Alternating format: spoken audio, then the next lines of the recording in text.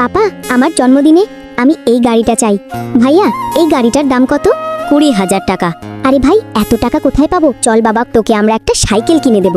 মেয়ে, এই নাও বিস্কুট খা, আমরা ধান কাটতে যাচ্ছি। আমার বিস্কুট লাগবে না, আজ আমার জন্মদিন, আমি কেক চাই। ভাইয়া, আমি তো বলেছিলাম, ও মানবে না। ঠিক আছে, এটা নাও, সন্ধ্যার মধ্যে তোমার সব কিছু এনে দেব।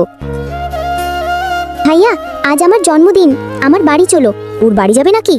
মাম্মি, যেতে দাও না, ও তো আমার বন্ধু। ঠিক আছে, যাও, কিন্তু তাড়াতাড়ি ফিরে আসবে। তোমার পাপা আর আঙ্কেল কোথায়? তারা খেতে ধান কাটছে। থামো, আমি এক্ষুনি ওদের ডেকে আনি।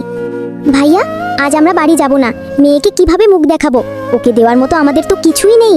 না, কিছু একটা করতে হবে, না হলে মেয়ের জন্মদিনটাই নষ্ট হয়ে যাবে। তুমি এসে গেছো, তার জন্মদিন ঠিকমতো হলো তো? মামি, ওদের বাড়ি কে যাবে? ওদের তো ভালো কেকও নেই, না আছে বসার চেয়ার। আমি তো প্রথমেই বলেছিলাম, তুই যা, নিজের গাড়ি চালা। মামি, আমার গাড়িটা নষ্ট হয়ে আছে, কিছু টাকা দাও, ঠিক করাতে হবে। ঠিক আছে, এই নাও টাকা। আঙ্কেল, একটা কাজ করি, এই টাকাগুলো ওদের উঠোনে ফেলে দিই, ওরা পেয়ে যাবে।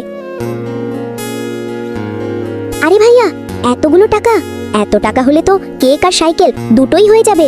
ভাইয়া দেখো, আমার জন্য আঙ্কেল সাইকেল কিনে দিয়েছে। এই ছবিটাকে সুন্দর মনে করলে ভিডিওতে লাইক করে চ্যানেলটাকে সাবস্ক্রাইব করো, এরপরে আল্লাহ লিখো। এই নাও কেক আর সাইকেল।